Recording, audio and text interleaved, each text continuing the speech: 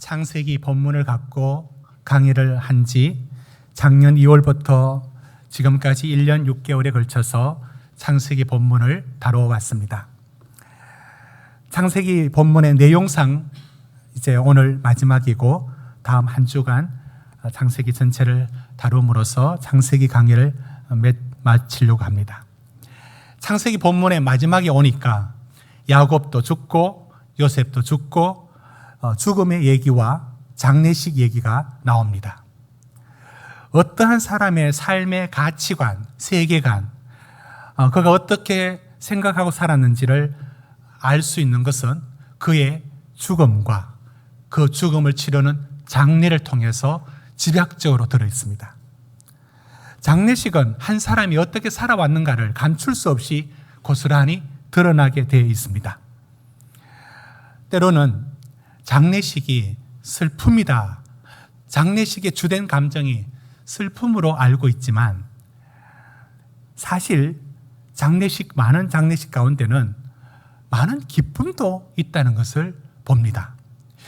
어울리지 않는 것 같지만 온 가족이 그 고인을 함께 섬겼고 또 서로 함께 화목했고 그래서 그 고인을 보내드리는 과정에서 온 가족이 함께 한 마음이 되어서 장례를 치르는 과정은 그게 속에는 슬픔이 흐르지만 사실 그 가족 간에 서로 그 말로 표현할 수 없는 감사와 기쁨이 있다는 걸 여러분들도 체험했을 테고 또 보았을 것입니다. 저도 그렇게 보았고 저도 그렇게 느껴본 적도 있습니다. 이렇게 장례식은 한 가족 안에 모든 게 드러납니다. 정말 한 믿음으로 살았는지, 형제들의 불화는 없었는지, 그게 장례식장의 그 기간 안에 고스란히 드러나고 고인은 어떻게 살았는지도 드러납니다. 더불어서 장례식을 통해서 무엇이 드러나느냐면 그 시대의 세계관, 가치관도 문화가 그 장례식 안에 함축되어 있기 때문에 드러나게 되어 있습니다. 자, 그러면 여러분, 우리가 이 작은 우리 한반도 안에 살고 있지만 우리 지역 안에서도 장례식이 굉장히 다른 문화를 갖고 있다는 것을 여러분도 알고 있을 겁니다. 한 분은 이제 선산에 고인이 매장하는 방식으로 치르는 장례식에 예배를 맡아서 집례자로 참여했습니다.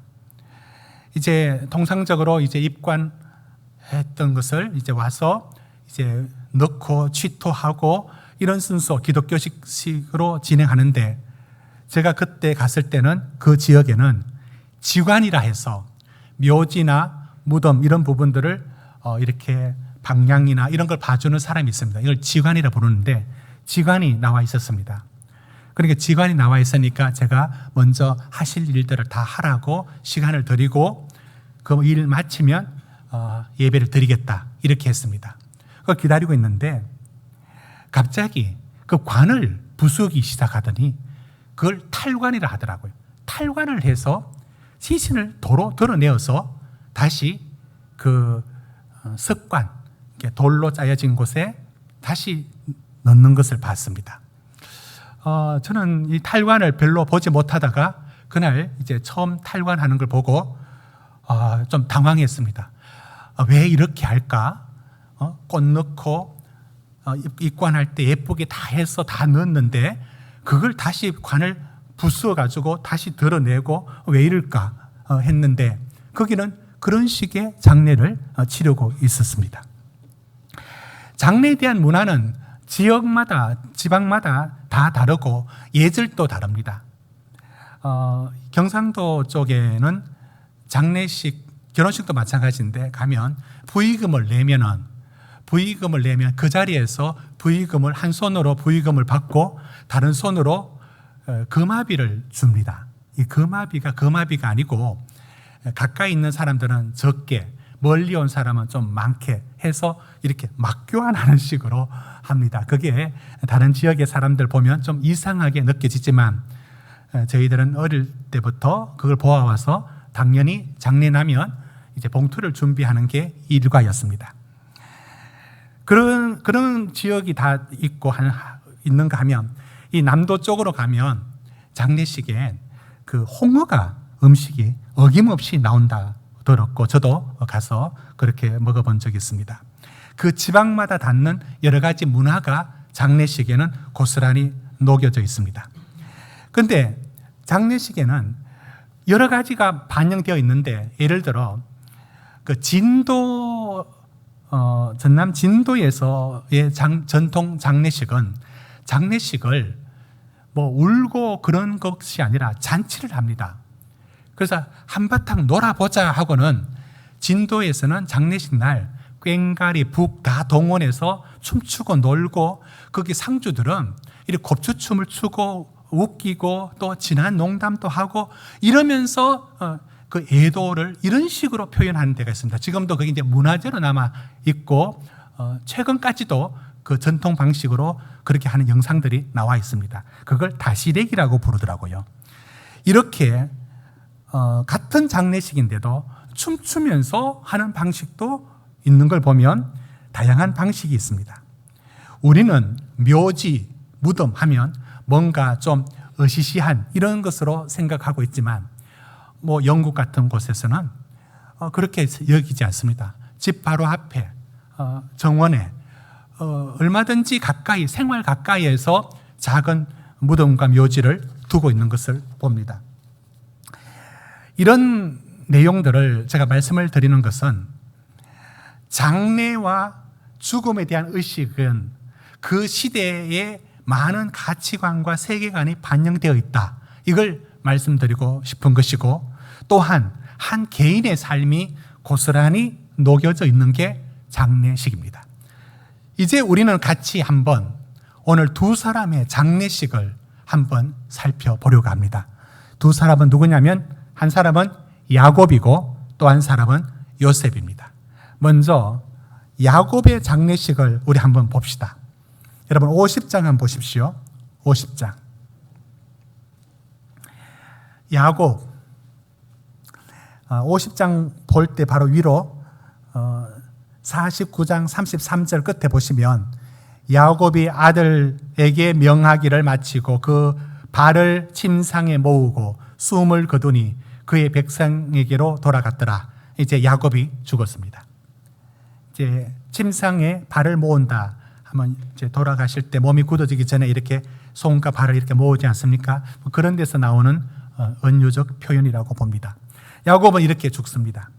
여러분 야곱이 어떤 삶인지 간단하게 말씀드리면 아버지 이삭이 60세에 낳은 상둥이 아들 중에 한 아들이 야곱이지 않습니까?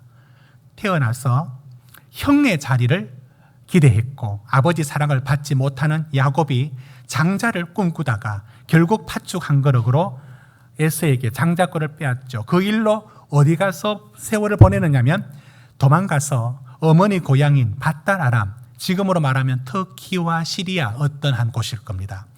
지금 그쪽 굉장히 먼 곳에 가서 거기서 결혼하고 내 아내로부터 12아들을 낳았습니다. 요셉도 그 밧달 아람 바로 그곳에서 태어났습니다. 자녀들이. 그리고 20년 후에 다시 고향 에서가 있는 아버지 이삭이 있는 그로 돌아왔지 않습니까? 돌아왔습니다. 자, 그럴 때 거기서 생활하다가 그 요셉만 야곱이 사랑했죠. 그런데 그 요셉이 이제 형들로부터 미움받았고 애굽으로 팔려가서 죽은 줄 알고 있었습니다. 야곱은 요셉이 죽은 줄 알고 있었는데 나중에 형들이 가서 양식을 구하러 갔다가 요셉이 있다 이 말을 듣고 이제 결국 가게 됩니다. 그래서 야곱이 죽은 줄 알았던 요셉이 애굽의 총리가 되어 있다를 듣고 가는 나이가 언제냐면 130세입니다. 여러분 성경 이제 47장 여러분 뒤로 좀 가보십시오. 47장 9절 한번 보십시오. 47장 9절 우리 같이 읽읍시다. 시작. 야곱이 바로에게 아뢰되 내 나그네 길이 세월이 130년이니이다. 내 나이가 얼마 못 되니 우리 조상의 나그네 길에 연조에 미치지 못하나 험악한 세월을 보내었나이다. 야곱이 이제 바로를 만났을 때, 바로 왕을 만났을 때 하는 말이 내가 나이가 130이다. 우리 조상들에 비하면 오래 산 것도 아니다. 이러면서 이제 아들 요셉이 총리로 있는 애굽에 와서 산 지가 몇 년을 사느냐면 17년을 살고 이제 147세에 야곱이 죽습니다.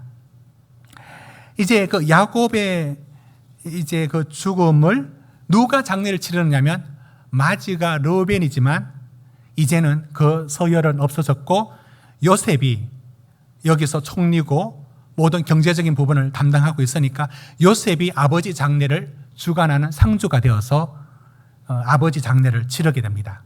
요셉은 야곱의 아버지 장례를 어떤 식으로 치르는지 한번 볼까요? 이제 다시 돌아옵니다. 50장.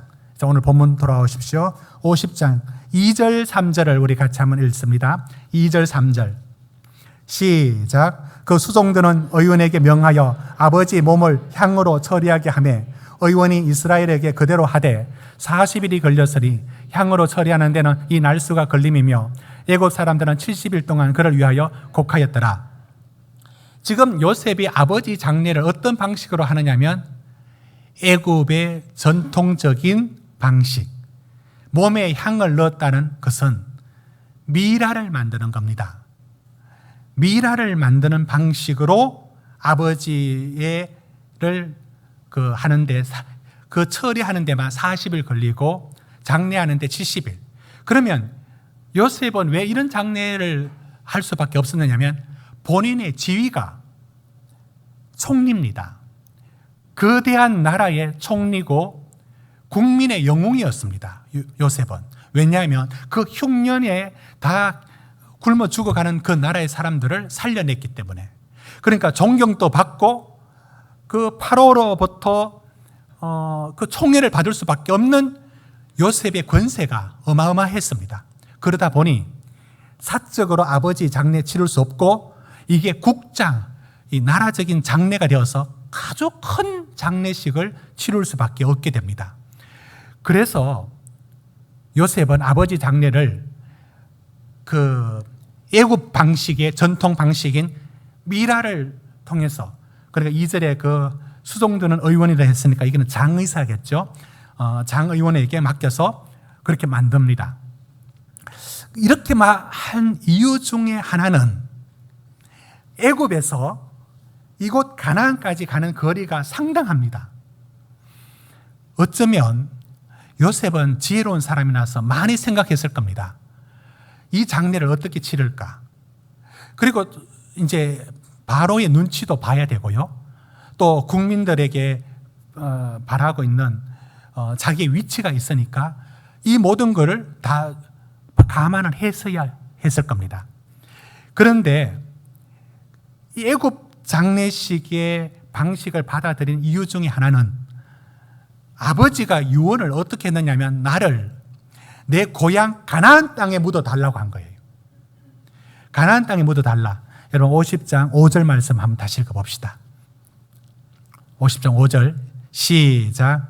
우리 아버지가 나로 맹세하게 하여 이르되 내가 죽거든 가나안 땅에 내가 파놓은 묘실에 나를 장사하라 하였나니 나로 올라가서 아버지를 장사하게 하소서 내가 다시 오리이다 하라 하였더니 이런 아버지의 유언으로 이제 가나안까지 가려면 어떤 방식으로 시신에 안전하게 해서 갈 수 있겠습니까?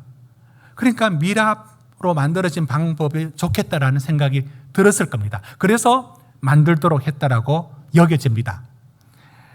그런데 이 장례 행렬이 얼마나 많은 사람들이 따라 붙느냐면 7절 한번 보십시오. 7절 요셉이 자기 아버지를 장사로 올라가니 바로의 모든 신하와 바로의 궁의 원로들과 애굽 땅의 모든 원로와 요셉이 온 집과 그의 형제들과 그의 아버지 집이 그와 함께 올라가고 어마어마한 사람들, 그리고 9절 보십시오. 병거와 기병도 따라붙어서 어마한 장례 행렬을 이루어서 지나갈 때 그 가나안 11절 보십시오. 지나갈 때 보니까 그곳에 있는 가나안 사람들이 와, 어떻게 저렇게 많은 애굽 사람들이 저렇게 가느냐라고 놀라서 아벨 미스라임이라고 그 땅 이름을 부를 정도로 사람들이 놀랄 정도로 많은 사람들이 장례를 행합니다. 저는 이 장례식을 주관하고 있는 요셉을 한번 생각해 봅니다. 요셉은 애굽의 총리입니다. 그 지위에 애굽 방식으로 아버지를 장례를 진행을 합니다. 수많은 호상꾼들, 울어주는 울음꾼들, 장례 도와주는 사람들, 기병들, 수많은 사람들이 따라옵니다. 요셉은 이 아버지의 장례를 보며 무슨 생각을 했을까요? 저는 이런 생각을 했을 수 있다고 한번 유추해 봅니다. 지금 무엇이 중요하지? 이 많은 장례 행렬들, 이 수많은 사람들, 우리 속담에 대감이 말이 죽으면 사람들이 많이 오고, 장례식에 대감이 죽으면 사람이 없단 말처럼 내 아버지 돌아갔을 때 이렇게 많이 왔다. 참 복이 좋다. 아버지 복이다. 하나님이 아버지에게 주신 복이기도 하다. 라는 생각도 들지만 이 장례 행렬, 70일간 이루어지는 이 많은 행렬, 사람들을 동원하여 이루어지는 이 행렬을 해서 정말 무엇이 중요할까? 지금 나한테 가장 소중한 건 무엇일까? 이 많은 사람들일까? 이 화려한 장례식이 내 권세를 자랑하는 것일까? 여러분, 요셉의 인품과 지금의 삶을 보면 그런 생각 가질 사람이 아니라 어떤 생각이 들었냐면, 그래, 우리 아버지가 남긴 것은 왜 나에게 저기 가나안 땅에 가서 묻어달라 했을까? 아버지가 남긴 것은 왜 내가 파놓은, 우리가 파놓은, 그러니까 여기가 어디냐면 막벨라 굴을 말하는데, 아브라함 때 약속받은 땅이 한 평도 없을 때 하나님이 합법적으로 요 땅이라도 돈 주고 해족속에게 산 땅이 그 장지가 있어요. 그게 막벨라 굴이라고요. 거기 묻히기 원했습니다. 무슨 뜻인가요? 하나님이 이 땅에 다시 돌아오게 할 것이다. 하나님은 약속을 지키시는 분이시다. 하나님은 신실하신 분이시다. 지금 내게 중요한 것은 하나님이 우리 민족을 결국은 여기서 떠나 약속의 땅에 가게 하실 것이다. 지금 요셉은 아버지 장례를 치르면서 그 생각을 깊이 했을 것입니다. 여러분, 이 요셉이 장례를 치르는 그 방식이 애굽 방식인데, 방식은 애굽 방식이에요. 요셉이 선 위치가 그럴 수밖에 없었을 겁니다.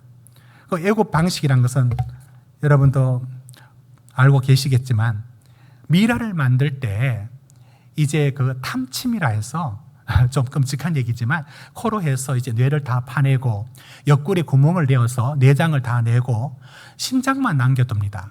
그리고 간, 폐 이런 장기들은 작은 항아리에 담아서 어느 시대는 바깥에 보관했고 나중에는 그걸 몸에 다 넣어서 작은 항아리에 넣어서 보관을 하는데, 이 만들 때에 부패를 방지하기 위해서 그 나일강 쪽에서 나는 천연 소금인 나트륨이 아니라 나트론이라고 하는 이런 방부제를 40일 동안 담궈두고 거기에 수분을 다 빼고 거기에 이제 바짝 마르도록 두고 거기에 이제 다른 걸 채워 넣습니다. 흙이라든지 이런 걸 채워 넣어서 사람 모양처럼 만듭니다.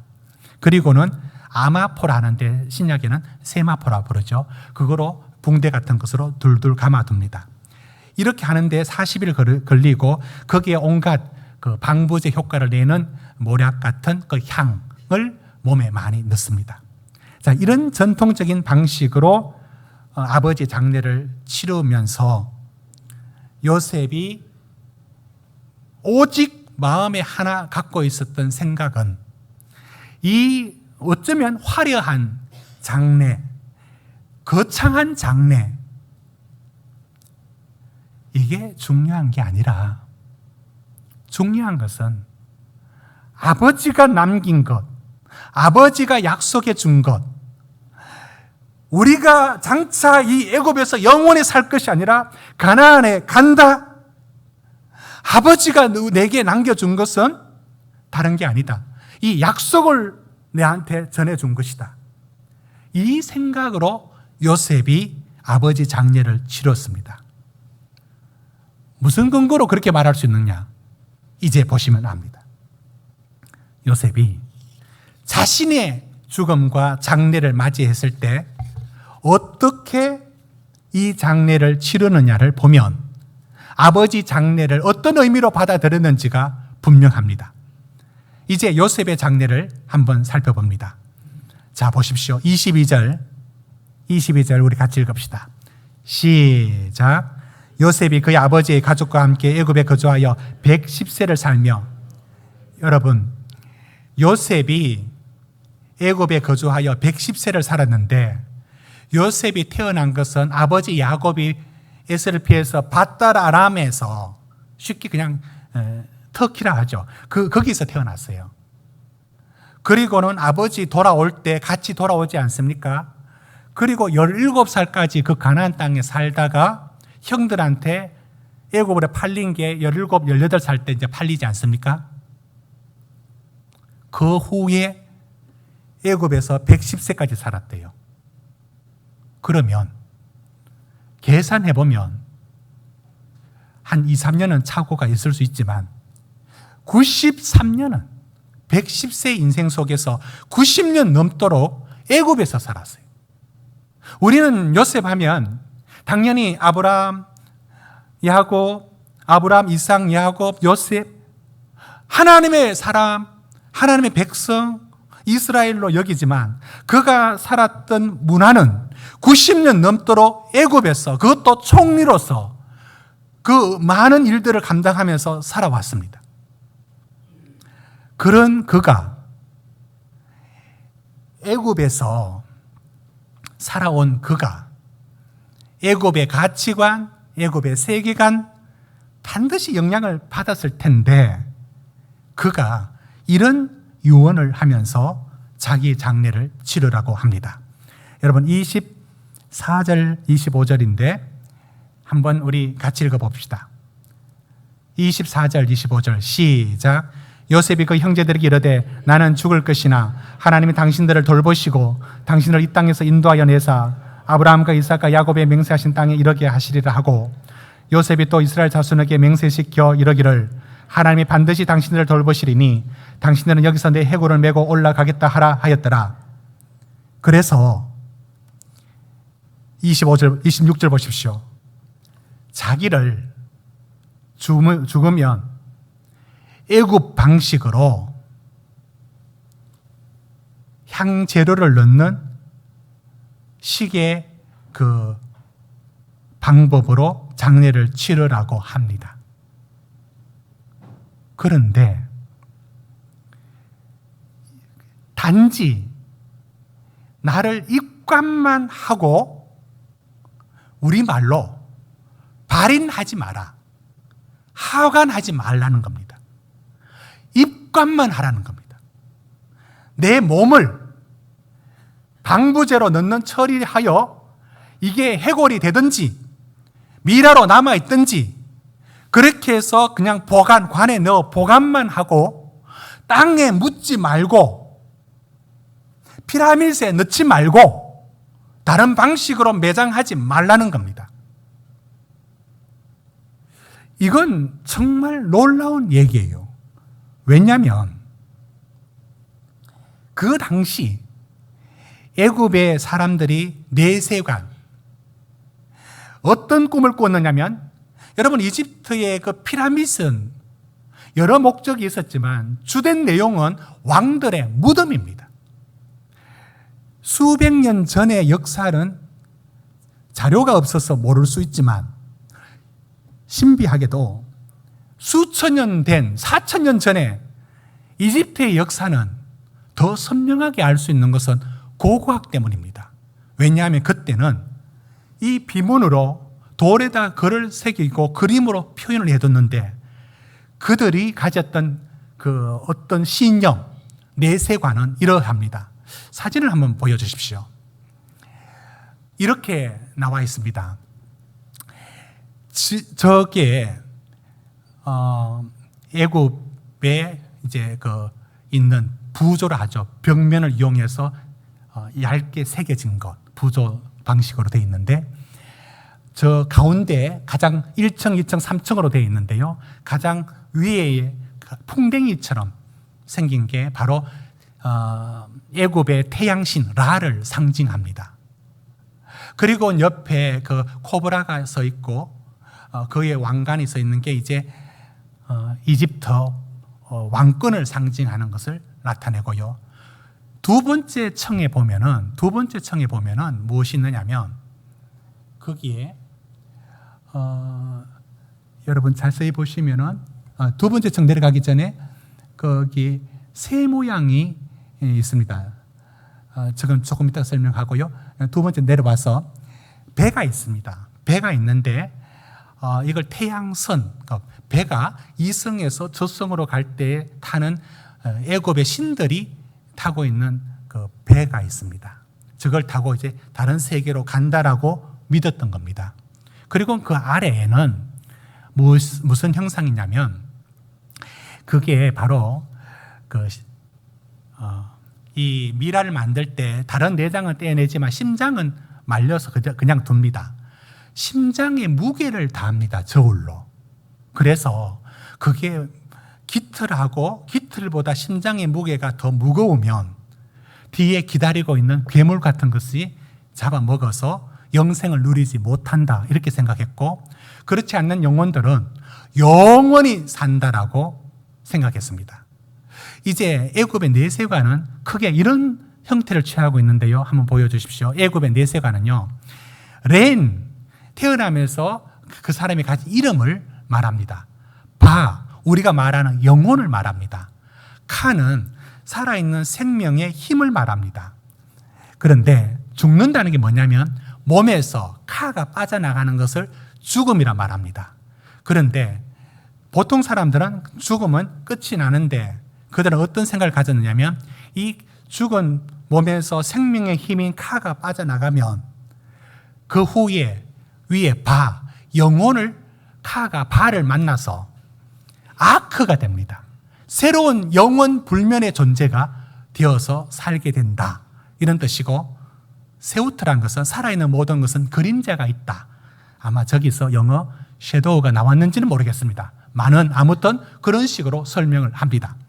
이렇게 해서 이 아크의 영원히 사는 존재라는 것을 믿었습니다.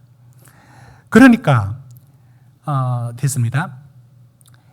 그 당시 파라오들 그리고 귀족들은 하나같이 어떤 생각을 가졌느냐면 왜 피라밋을 지었겠어요? 영원한 삶을 나는 살 수 있다. 이것이었습니다. 아니면 큰 무덤에 들어가서 이후에 자기의 삶에 대한 가치관, 그 세계관이 반영되어 있었습니다.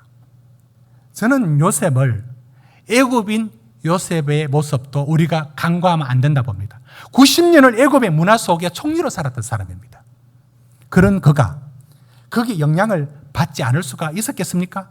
그런데 거기서 그 엄청 강조하는 게 뭐냐면 죽음 후에 그 영혼이 불면하게 바와 만나서 아크가 되어 영원히 산다는 꿈을, 그게 피라밋을 만들게 할 만큼 그렇게도 갈망했던, 소망했던 내용입니다.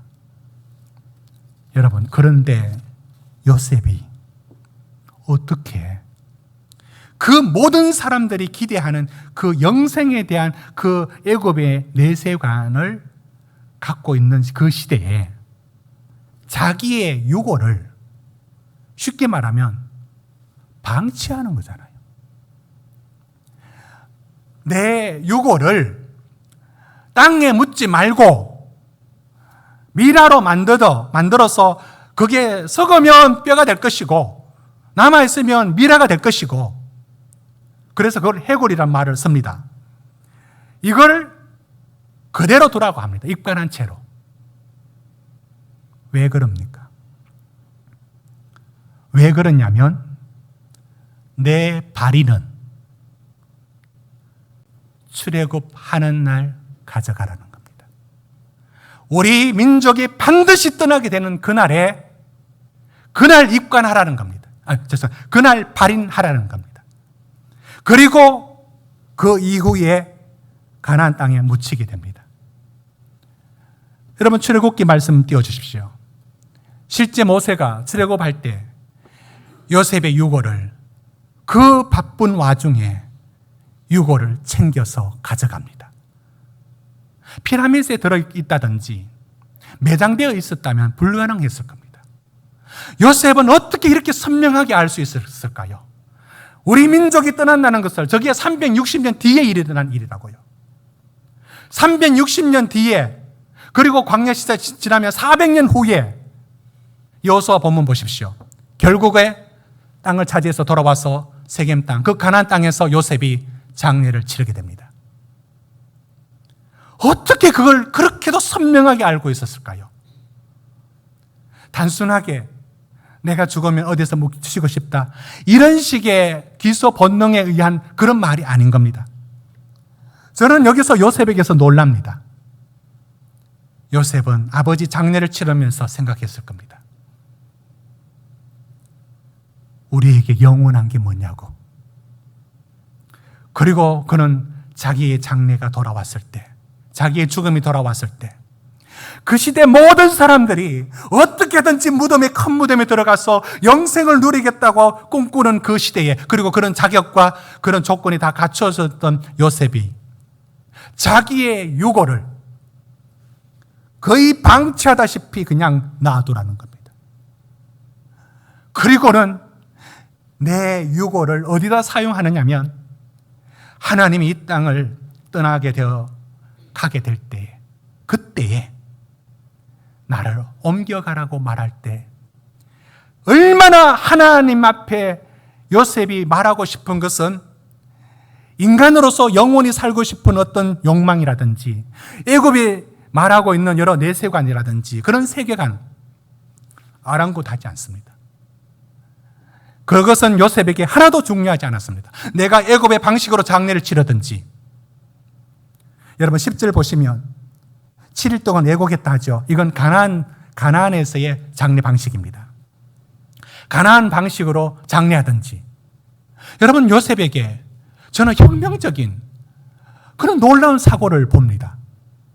어떻게 그 시대의 사람이 애굽에서 100년 가까이 살아놓고 애굽에 말하고 있는 그 장래와 영생을 얻는 그 방식에 조금 더 미련 없고, 그 방식이 애굽의 장례식이든 가나안의 장례식이든 그 형식을 중요하지 않게 여기고 정말 중요한 것을 말하고 싶은 것 한 가지를 말하고 싶어서 다른 것은 다 별것 아닌 것으로 다룹니다.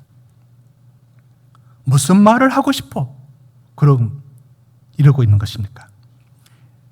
동일한 단어가 2번 나옵니다. 여러분 24절 보십시오.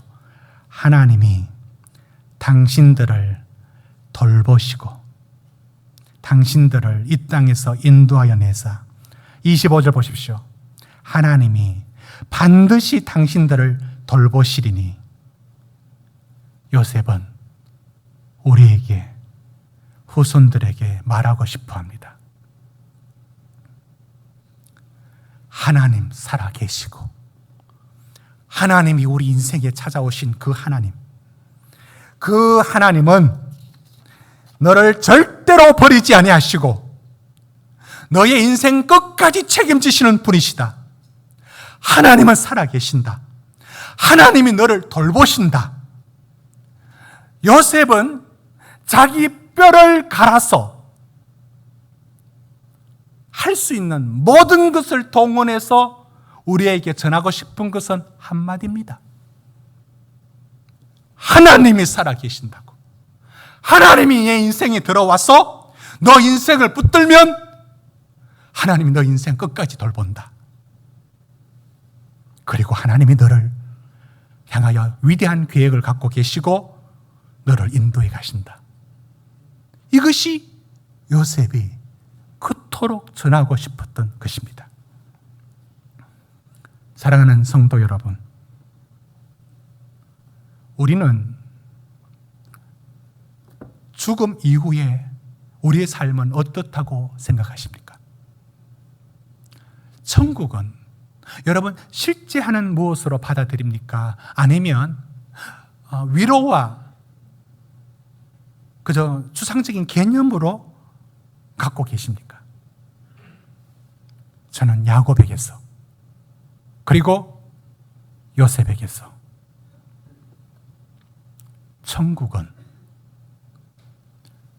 죽었다가 살아나서 천국 봤다는 사람에 의해서 천국이 증명되는 게 아니에요.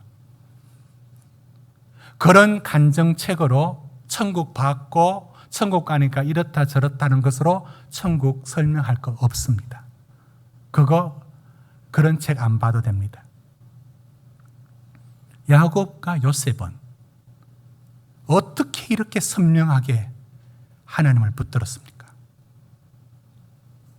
내가 만난 하나님, 나를 히브리 종으로 팔려간 나를 애굽의 총리로 그 꿈을 통하여 당신의 계획을 이루시는 하나님, 내가 만난 그 하나님의 신실하심이 앞으로 보지 못한 약속까지도 지금 선명하게 보고 있습니다. 여러분, 하나님의 약속은 그때 가서 보는 게 아닙니다. 내가 지금 삶에서 내가 만난 그 하나님, 내 삶의 크고 작은 일들에서 역사해 주신 그 하나님의 신실하심이 천국까지 보게 만듭니다. 누가 이렇게 말을 해요? 죽어봐야 알지. 그 사람들은 죽어도 모를 겁니다. 천국은 죽어봐야 아는 게 아닌 겁니다. 여기에 약속에 대한, 가나안에 대한 약속에 대한 이 부분들을 저는 오늘 우리가 바라볼 때 천국에 대한 부분들로 생각할 수 있습니다. 이렇게도 천국을 환상으로 봐서 천국이 있다고 없다고 말하는 게 아니에요. 오늘 내 삶에 기도 응답하시고 내 삶을 위로하시고 나를 손잡아 주시는 그 신실하신 하나님이 한 약속은 어김없이 이루어집니다. 그 미래의 것은 보아서 믿는 게 아니라 지금 내가 붙들고 계신 그 하나님의 신실하심을 아는 사람만이 믿어지게 됩니다. 사랑하는 성도 여러분, 가나안에 들어가 있으면서, 애굽에 들어가 있으면서 어떻게 야곱과 요셉은 이 모든 세계관, 내세관 이런 것에 끌려가지 않고 오직 말하고 싶은 것은 한마디밖에 없습니다. 하나님이 살아계신다는 것. 그 얘기하고 싶은 마음밖에 없습니다. 실제 우리가 신자가 하나님을 만나면 그 하나님이, 나의 하나님이 얼마나 크시고 내 인생이 얼마나 위대하시며 내 삶의 전부인가를 본 사람은 다른 세상에 그 어떤 것이 그럴듯하게 다가온다 해도 그것이 우리의 유혹이 될 수 없습니다. 그 하나님이 가장 크기 때문에 그러합니다. 사랑하는 성도 여러분, 요셉이 내 해골을 메고 가라 하면서 자기의 해골을 매장하지 않고 360년, 400년을 그대로 두면서까지 말하고 싶은 것은 오늘 우리에게도 동일할 겁니다. 하나님이 우리 인생을 돌보십니다. 우리 인생을, 하나님이 주인 되어 들어오는 인생, 그 인생은 결코 망할 수가 없습니다. 하나님이 책임지십니다. 이 소리를, 요셉의 메시지를 우리가 들을 수 있기를 주의 이름으로 축원합니다. 기도하시겠습니다.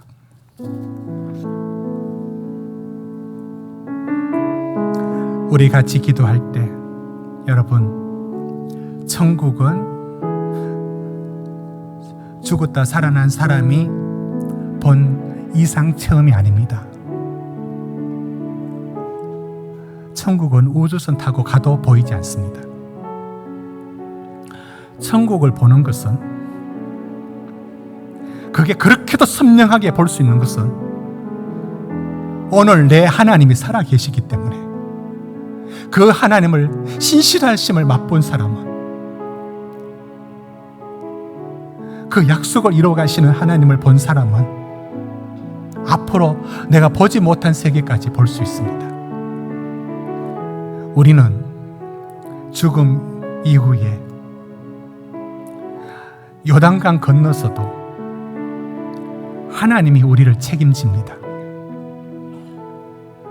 우리의 인생이 하나님 손에 있다는 것, 하나님이 얼마나 크신 분인가를 성경은 창세기 끝까지 우리에게 전하고자 합니다. 기도하실 때 하나님이 내 인생이 얼마나 크신 분인지를 내가 알게 하소서. 내 삶과 내 생명의 모든 것까지 우리를 돌보시는 하나님을 내가 믿음으로 바라보게 해달라고 우리 잠시 기도하겠습니다.